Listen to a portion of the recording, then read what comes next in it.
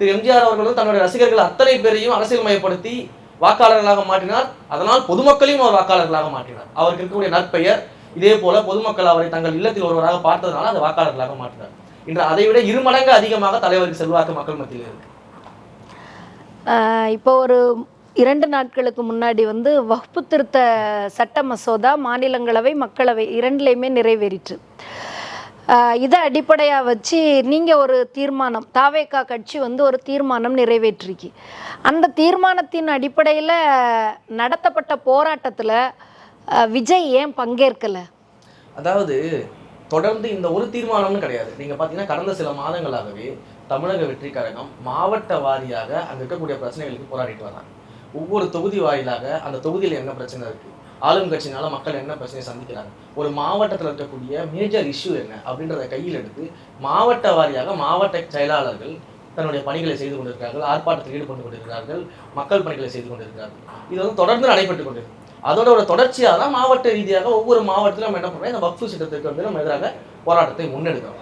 தலைவர் அவர்கள் போராடலை அப்படின்னா நம்ம சொல்லவே முடியாது. ஏன்னா இன்றைக்கு ஒரு போராட்டம் அப்படின்றது வந்து மக்களோட மக்களாக நின்று போராடுது. நம்ம வந்து தமிழ்நாடு மொத்தத்துக்கு சேர்த்து ஏதோ ஒரு இடத்துல ஸ்டேஜ் போட்டு நம்ம பேசிட்டோம்னா அது போராட்டம்னு மட்டும் நம்ம எடுத்துக்க முடியாது. ஆனால் மக்களோட மக்களாக நிற்கணும், கடைசி வரைக்கும் அவர்களுக்கு தோள் கொடுக்கணும். அதற்கு நம்முடைய நிர்வாகிகள், மாவட்ட அளவில் இருக்கக்கூடிய நிர்வாகிகள், கிளைக்கழக அளவில் இருக்கக்கூடிய நிர்வாகிகள் மக்களோட மக்களாக நிற்கணும். இதை தான் மக்கள் இயக்கத்தில் இருக்கும்போதே நாங்கள் ப்ராக்டிஸ் பண்ணிட்டு வந்தோம். எந்த இடத்துல உதவி தேவைப்பட்டாலும் நாங்கள் போய் நின்னோம், அந்த மக்கள் கூட போய் செஞ்சோம். இன்றைக்கு அரசியல் ரீதியாக ஒரு சட்டத்தை எதிர்த்து நம்ம போரிடும் பொழுது அதையே தான் திரும்ப நம்ம ப்ராக்டிஸ் பண்ணுறோம். அதனால தான் தலைவர் அவர்கள் பொதுக்குழுவில் தீர்மானம் நிறைவேற்றப்படும் பொழுது முதல் தீர்மானமாக வக்ஃபு வாரிய இந்த சட்டத்திட்டத்துக்கு எதிரான தீர்மானத்தை வந்து நிறைவேற்றினார், அதை முதன்மைப்படுத்தினார்.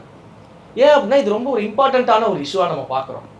உடனே அடுத்த கேள்விகள் வரும், ஏன் இவ்வளவு ஆண்டு காலமாக அந்த வக்ஃபு சட்டத்தை வந்து திருத்தம் செய்யலையா, காங்கிரஸ் ஆட்சி காலத்தை திருத்தம் செய்யலையா, பாஜக மட்டும்தான் இதை திருத்தம் செய்தா, ஏன் பாஜகவை மட்டும் எதிர்க்கிறீங்க அப்படின்னு கேட்பாங்க.